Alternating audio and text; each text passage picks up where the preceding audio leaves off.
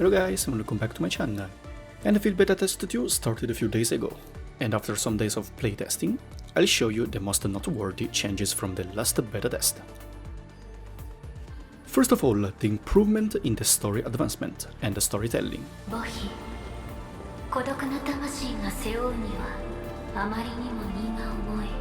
With the addition of the new prologue level and some adjustment to all early content, this will greatly help players understand the base mechanics of the game, and by removing some tutorials that may interrupt the early gameplay experience, it becomes more immersive.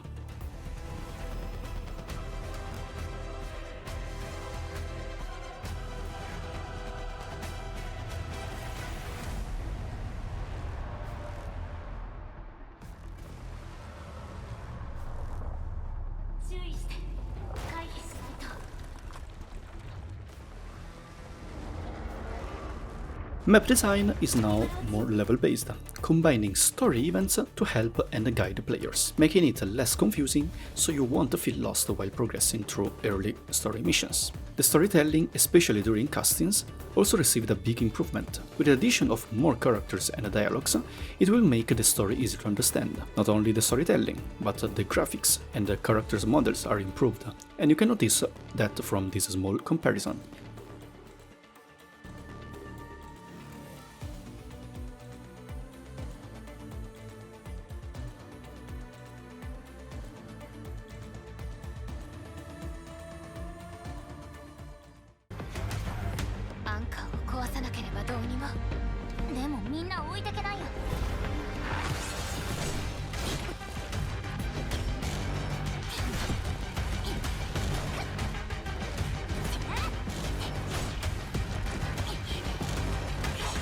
Wow, so strong.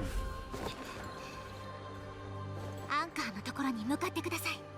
管理人。ここは任せて。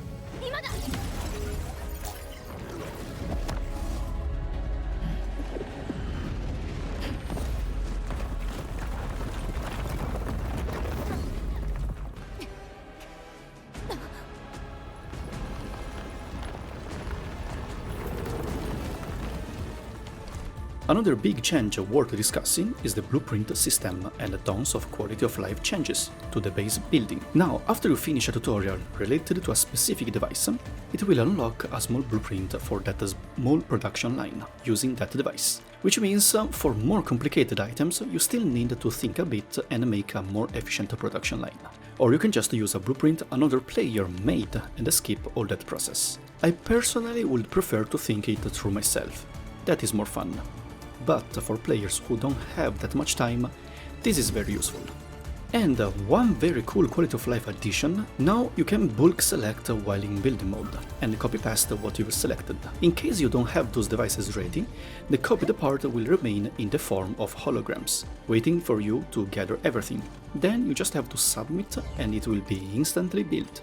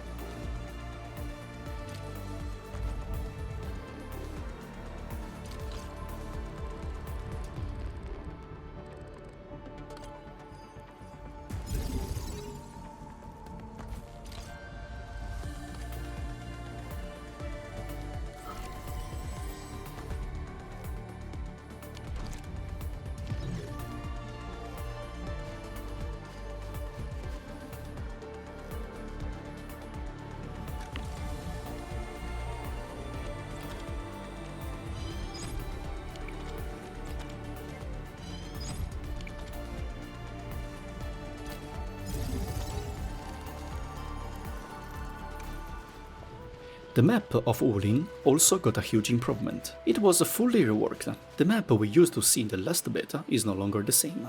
And in addition to that, we have the main city of this Chinese vibe map, Ling City.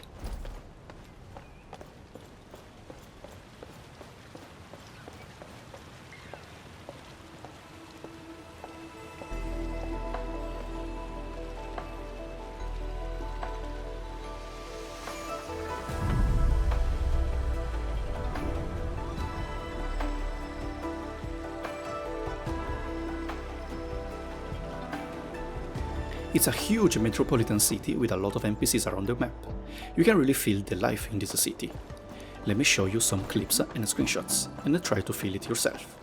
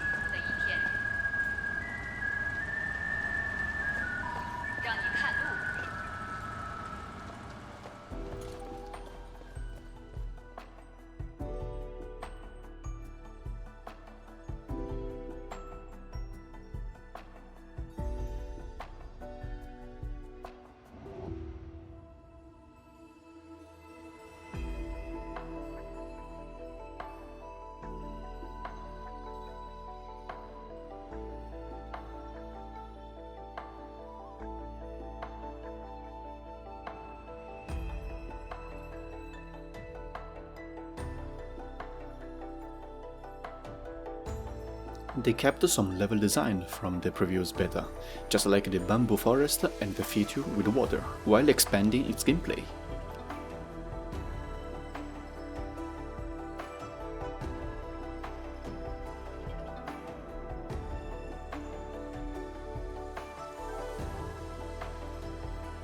At least for me, Ling is now my favorite city among all gacha games. It's very unique and breaks the traditional way of making Chinese vibe cities. Griffline did a very good job.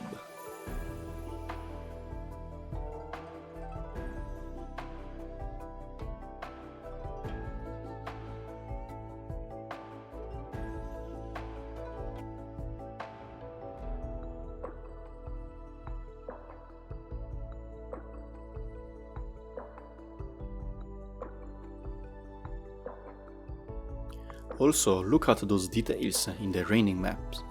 All those raindrops on the clothes and items. It's amazing.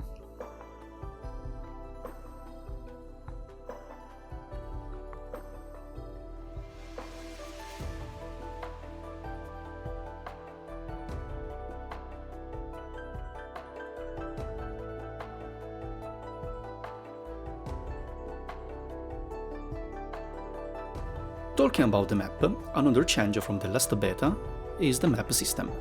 Not only the minimap is more clear on the top left side, but when you open the map, it's more colorful respect to the last beta test. They also added something new to the weapon and gear system. Let's start with the weapon system. Remember that each weapon has 3 different skills, 2 for the stat boost and 1 for the skill boost. The first 2 can be leveled up by tuning the weapon, while the third one can be leveled up by increasing the weapon's potential. But they can also be leveled up by adding an essence to the weapon. Essence is an item dropped occasionally by enemies or can be farmed through energy alluvion. Each essence has a random skill boosts, so you need to farm the correct essence that has all 3 skill boosts to match the ones you need on your weapon. This was already available during the closed beta test 1, so what's the new feature? We're talking about essence etching. With this new feature, you can use the material essence to try to level up the skill level on your main essence. It has a success rate, so also a fail rate. The higher the skill level is, the lower the success chance. If you fail, you will only lose the material essence and not your main essence. And instead of the traditional RNG for the late game gears or artifacts in other gacha games, this is much better, since you just need to keep spend trash essence, and sooner or later you can max out your main essence. Something similar has also been added to the gear system. As you may already know, gears in Endfield have fixed statistics. When you craft them, they already have a fixed level with all their statistics at a certain amount. But now, you can further increase those statistics by a small amount, and this is called gear artificing. You can try to level up one of these stats by spending another gear and an artificing catalyst, which you can obtain from wooling stock redistribution. Just like essence etching, this is also based on a success rate. So, with enough gears and catalysts, you can min-max your gear as well. It just takes some time. And this is fine, because the stat boosts are not huge, and it encourages you to spend the resources you obtain from the factory. This is a very good design to actually make you spend the resources you craft from your base, giving production lines a more important role in the gameplay. As for the combat, compared to the previous beta, there are some changes as well. First, the most important one, is that now dodging won't cancel your auto-attack combo sequence, which means you don't have to redo the full auto-attack combo after dodging an enemy's attack. You can also use this trick to save your final strike to reach enemies far from you, just like in this clip.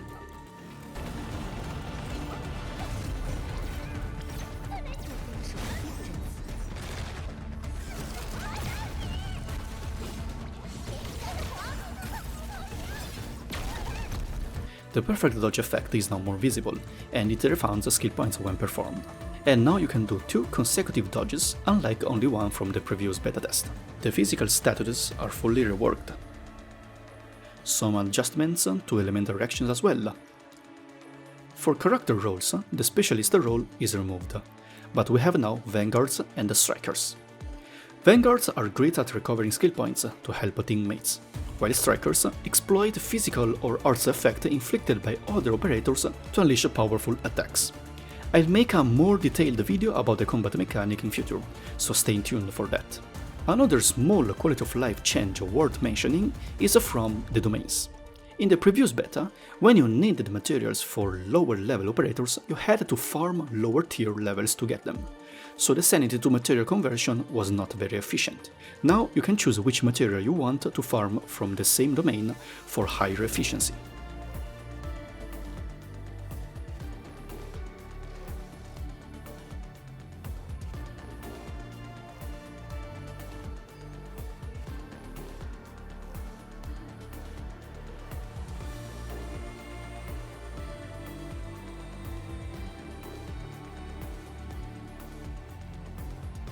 The roguelike game mode we saw in the last beta is removed, and instead we have a new game mode similar to an extraction game. You explore the dungeon trying to loot as much stuff possible before some kind of timer ends, or fill your backpipe, and then extract to obtain rewards. But I'll make a separated video to explain this game mode, since it's totally new.